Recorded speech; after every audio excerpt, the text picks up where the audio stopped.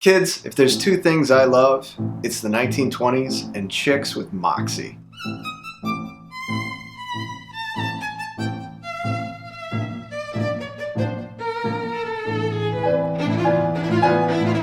The back end of the 19th century and the beginning of the 20th century in the United States was broken as fuck, but wedged in between Civil War, Jim Crow, World War I, and Great Depression, Dust Bowl, World War II was the mid to late 1920s. This brief, bright, wonderful dance of innocent excess in the middle of a shitstorm. The Jazz Age, Lost Generation, roaring Harlem Renaissance. It was as if everybody collectively decided to call halftime on life and throw a party. Some movements are overly dominated by one name. You hear Impressionism, you think Monet, you hear Cubism, you think Picasso. Well, if somebody says Art Deco referring to fine art, the first name to come up is likely going to be Tamara de Lempicka. Make no mistake, she's a badass. She's complicated and uncomplicated all at the same time. Kind of like Art Deco. Art Deco is complicated because it's an eclectic style. It has a lot of different influences, but its heart is Parisian, and it's generally summed up by geometric forms, often arranged in symmetrical patterns. Bright colors, ornamentation, and always a wink to the machine age and industrialization. Basically, Art Deco means slick. Even the fonts were streamlined. The best analogy I can think of to describe Tamara de Lempicka is this. Imagine if Kim Kardashian also composed classical music, in addition to whatever the hell else it is she does. Tamara came from money. She was beautiful. She was stylish. She was the toast of society, social circles, and the public, who took a keen interest in her sex life. Here's the kicker though. She was also a disciplined student and a precise technician.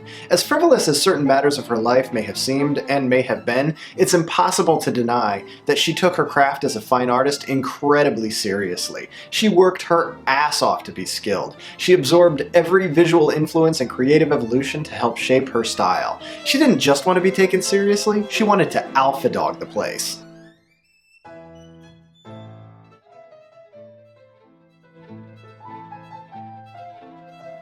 She was an elegant, envied narcissist. Artistically, she is difficult to define, and that is a byproduct of originality. Take 3 measures of Cubism, 1 of Neoclassicism, shake it over ice and serve with a long, thin peel of Mannerism. Expressionism float, and you have the De Lempicka, Art Deco's signature drink. She worked primarily in portraiture and figure study. Her work was sharp and bright. She said Impressionists used dirty colors. Fucking love that. Her subjects were often presented in front of grand architectural backdrops, the illusion of iconic status, objects of desire. There are a lot of reasons that Tamara became popular in her own time. In the beginning, it was because of her shrewd business model. Paint rich people the way they like to be seen. There's always a market for that. Later though, Tamara had a sharp intuition to a concept that was relatively new. She saw very clearly the power of media and mass communication as means to maintain public perception.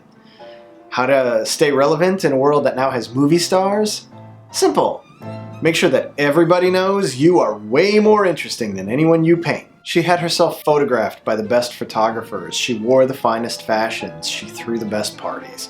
The public ate it up and wanted more. The more famous she seemed, the more she could command for a painting.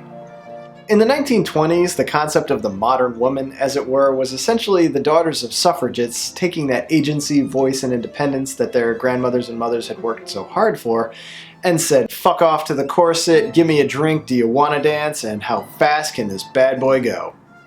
Tamara was a big fan of the ladies. Her portraits of women are alluring and sensual, while intelligent and sophisticated. She herself was openly bisexual, and while yes, that is something considering the times, I can't help but think that the difficult decisions are probably much more easily bared when performed over a great white financial safety net. Tamara de Lempicka was obsessed with youth and beauty, and she anguished in the awareness that it could not last. Her incredible skill and enduring legacy as an Art Deco icon never really seemed to mean as much to her. She lived a long life, but she always had her gaze turned to that bright light behind her when she was dazzling. It may seem sad to think about it that way, but that's the way the mid to late 1920s were to America. When I think of that, I don't feel sad. How can you feel sad when you're looking at something that beautiful?